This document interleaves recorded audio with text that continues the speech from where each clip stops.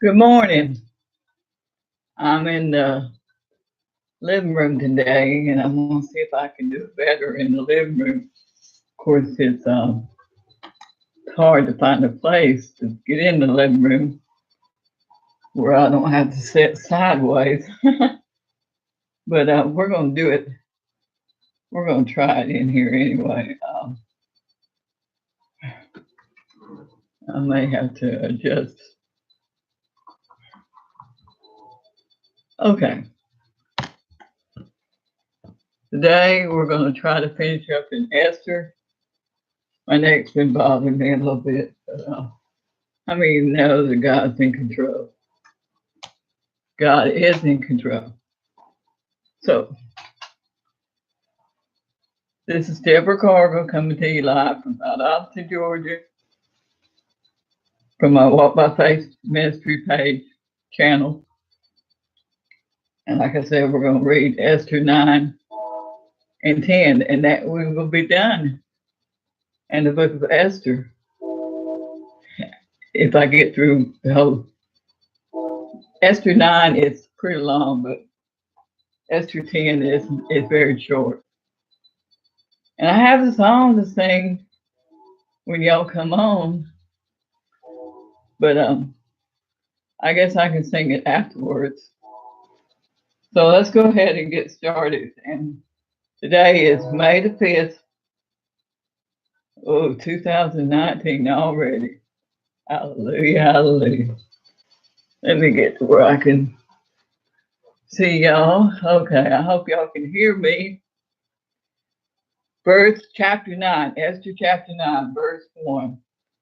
Now in the 12th month, that is the month of Adar, on the 13th day of the same, when the king's commandment in his decree drew near to be put in execution, and the day that the enemies of the Jews hoped to have power over them, though it was turned to the contrary, that the Jews had ruled over them that hated them. This was speaking of that specific day that Haman had set for them to kill all the Jews. The Jews had permission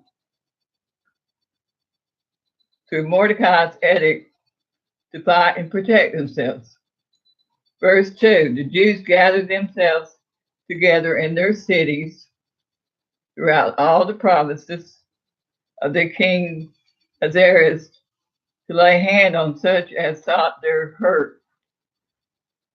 And no man could withstand them, for the fear of them fell upon all people, wherever they lived. This was not speaking of just the Jewish cities, but all the cities where there were groups of Jews living. This second edict had frightened the people so that they could not withstand the Jews. Verse 3, and all the rulers of the provinces and the lieutenants and the deputies and officers of the king helped the Jews because of the fear of Mordecai fell upon them. It was a fearful thing. And all the provinces for the second in command to be a Jew himself. The lieutenants, deputies, and officers were afraid to fight against the Jews for fear of reprisal. Verse 4, for Mordecai was great in the king's house, and his fame went out throughout all the provinces, for this man Mordecai was waxed greater and greater. It was almost as if Mordecai was leading the country himself. It appeared, hello, Joe, I'm in a different room today. It appeared the king had turned much of his authority over to Mordecai. He was not only the second in command, but was relative of the queen. He had power in Persia, as Joseph had in Egypt. We're in verse 5 of Esther 9. Thus the Jews smote all their enemies with a stroke of one hand, of the sword, excuse me. and slaughter and destruction, and did what they would unto those that hated him. Verse 6. And in Shushan, the palace, the Jews slew and destroyed 500 men. It appears that the Jews were not just killing at random, but were actually killing those who wanted to kill them. The palace area was about 100 acres, and this is where the 500 were killed. There were homes of prominent Persians. They possibly did not like the idea of a Jew taking Haman's place. Verse 7 through 10. And got Parashandas and Dolphin and Aspatha and Poratha and Adalia and Aradia and Parmesan and Arasia and Erdaria and Vegeta. I may not be saying these names right. The 10 sons of Haman, the son of Hamadiah, the enemy of the Jews, slew they, but on the spoil laid they not their hand. But the 10 sons of Haman were probably still a threat to Mordecai and the Jews. The fact that the Jews did not take spoil from them showed this was not done for self-gain, but to stop an enemy. Verse 11 and verse 12. On that day, the number of those that were slain in Shushan, the palace, was brought before the king. And the king said unto Esther the queen, the Jews have slain and destroyed 500 men in Shushan, the palace. And the 10 sons of Haman, what have they done in the rest of the king's provinces? Now what is thy petition? And it shall be granted thee, or what is thy request further? And it shall be done. 13. Let's go ahead and read verse 13 to 14. Then said Esther, if it please the king, let it be granted to the Jews which are in Shushan to do tomorrow also according unto this day's decree, and that Haman's 10 sons be hanged upon the gallows. And the king commanded it so to be done, and the decree was given at Shushan, and they hanged Haman's 10 sons. Verse 15, for the Jews that were in Shushan gathered themselves together on the 14th day, also of the month Adar, and slew 300 men at Shushan, but on the prey they laid not their hand. So we see that the Jews killed another 300 in Shushan, but they did not take their valuables. Again, this was the killing of the people who hated the Jews. The Jews were not killing them to get their possessions. Verse 16, but the other Jews that were in the king's provinces gathered themselves together and stood for their lives and had rest from their enemies and slew of their foes 75,000, but they laid not their hands on the prey. It appears that the war and the provinces lasted for just one day. It was almost as if they were punishing those who had hated the Jews. The one day they killed 75,000, but they did not do it to get their possessions either. The Jews did not take their possessions. Verse 17, on the 13th day of the month Adar, and on the 14th day of the same rested day, and made it a day of feasting and gladness. Immediately after their great victory, there was a time of celebration. They rested and rejoiced in the fact that the Lord had to deliver their enemies into their hands. It was obvious that this was not the work of man, but of God. Verse 18, but the Jews that were at Shushan assembled together on the 13th day thereof, and on the 14th day thereof, and on the 15th of the same they rested and made it a day of feasting and gladness. The Jews in Shushan waited one more day to celebrate because the killing of their enemies had lasted one more day. The feasting and gladness was for the fact that those who hated the Jews were no more. Verse 19. Therefore, the Jews of the villages that dwelt in the unwalled towns made the 14th day of the month, Adar, a day of gladness and feasting, and a good day, and of sending portions one to another. This time that was set aside for celebration from year to year is still recognized by the Jews today. The 14th day of Adar is about the same as ours in March. Verse 20. And Mordecai wrote these things and sent letters unto all the Jews that were in all the provinces of King I still can't say his name, Ahasuerus, both nigh and far. Verse 21. To establish this among them that they should keep the 14th day of the month Adar and the 15th day of the same yearly. Verse 22. As the days were in, the Jews rested from their enemies, and the month which was turned unto them from sorrow to joy, and from mourning into a good day, that they should make them days of peace and of joy, and of sending portions one to another, and gifts to the poor. So these 2 days would be established as a day of festivity and giving of gifts to the poor forever. Now that's a good. Mordecai sent letters to the Jews and all the provinces that they would keep these days each year in memory of this event.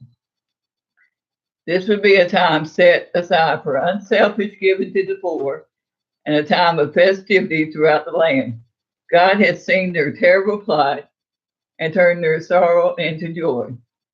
We must continue to remember that the Jews had gone into sackcloth and ashes and tore their clothes in mourning. They prayed and fasted. It was the answer to these prayers that brought all this about. Verse 23 and 24. And the Jews undertook to do as they had begun and as Mordecai had written unto them, because Haman, the son of Hammedatha, the Agagite, the enemy of all the Jews, had devised against the Jews to destroy them, and had cast pur, that is the law, to consume them and to destroy them. Verse 25. But when Esther came before the king, he commanded by letters that his wicked device, which he devised against the Jews, should return upon his own head, and that he and his son should be hanged on the gallows. This was speaking of Haman's wicked device. He and his 10 sons were hanged for this evil they had tried to do. Verse 26 and 27. Wherefore they called these days Purim after the name of Pur. Therefore, for all the words of this letter and of that which they had seen concerning this matter, and which had come unto them, the Jews ordained and took upon them, and upon their seed, and upon all such as joined themselves unto them, as it should not fail, that they would keep these 2 days according to their writing, and according to their appointed time every year. So, and according to their appointed time every year, whether it's simple or intercalated, as were observed. And an intercalary year, the Jews had 2 Adars. And though they kept the feast of Purim on the 14th of the first Adar, yet not with so much mirth, and called it the lesser Purim. But in the second Adar, they observe it with all its ceremonies. So in their canon, they do not keep Purim, but in Adar, that is next to Nisan or March, that redemption might be near redemption, the redemption of Mordecai near the redemption of Moses. Verse 28, and that these days should be remembered and kept throughout every generation, every family, every province, throughout in every city, and that these days of Purim should not fail from among the Jews, nor the memorial of them perish from their seed. So it appears that this was not an optional celebration, it was required of all the Jews for all generations. The day before Purim, get this, was a day of fasting to celebrate the fact of Esther's fast. The book of Esther was read at these celebrations. Oh, okay. Verse 29 and 30. Then Esther wrote, Esther the queen, the daughter of Abihail and Mordecai the Jew, wrote with all authority to confirm this second letter of Purim. And he sent the letters unto all the Jews to the 127 provinces of the kingdom of Ahasuerus with words of peace and truth. Okay, the Jews were scattered in those days. They had not all come back to their homeland when they had been given that option. The fact that they were in a foreign land did not give them the right to overlook Purim. Mordecai and Esther wanted them to know there would be peace for them during the reign of Exodus and Esther. Verse 31 and 32.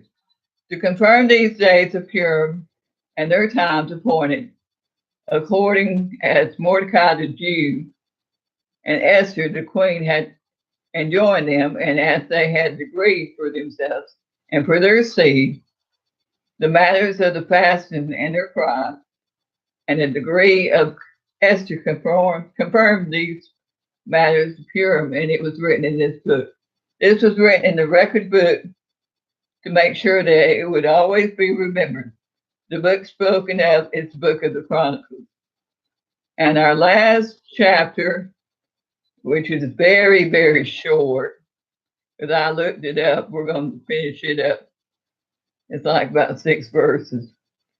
Esther 10, verse 1. And the king Ahasuerus laid a tribute upon the land and upon the isles of the sea. Verse 2. And all the acts of his power and of his might, and in declaration of the greatness of Mordecai, whereunto the king advanced him, are they not written in the book of the Chronicles of the kings of Media and Persia? It appears that Mordecai became a very powerful second in command. The record book for Persia also contains the events of Media. This explains that Mordecai found favor with the king. The only way the king could advance him was in the money he made and in the authority. Since he was second in command, the only office left if he were promoted would have been king. All right, this is our last verse. For Mordecai the Jews was next unto King Ahasuerus and great among the Jews, and accepted of the multitude of his brethren, seeking the wealth of his people and speaking peace to all his seed. Mordecai in Persia was much like Joseph in Egypt. As long as he lived, he helped his people. Well, that was a very good book of Esther. And I saved my song for last, Joe. And I miss Tammy, but I know she's on, but I know she's been having an allergic reaction to that medicine. This is one of the songs that Bruce wrote, and I sort of added to it. Since I met you, Jesus, my whole life has changed. Since I met you, Jesus, my whole life has changed. And everybody tells me I am not the same. I don't need nobody to tell my troubles to. I don't need nobody to tell my troubles to.